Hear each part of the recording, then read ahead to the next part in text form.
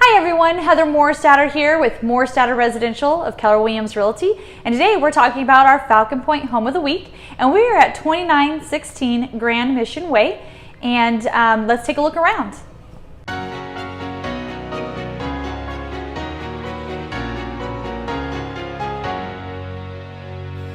Upon entering the home, you come to a very inviting entrance which has an office right at the front of the home, as well as a room that could be used as a flex space for either a playroom, a sitting area, or formal dining, whatever your family needs.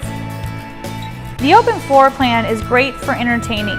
The large kitchen with granite countertops, recently installed stainless steel appliances, opens to the eating area and large living area, great for family time and entertaining. Upstairs with vaulted ceilings, you come to the game room or TV room. Upstairs also features a flex room which can be used as a workout room, another office, or even a fifth bedroom. You decide which you need best for your family. The owner's suite is a paradise retreat with neutral paint colors, vaulted ceilings, and tons of natural light. The owner's master bathroom as well features a walk-in shower and garden tub. You can't wait to see this walk-in closet. It is massively huge.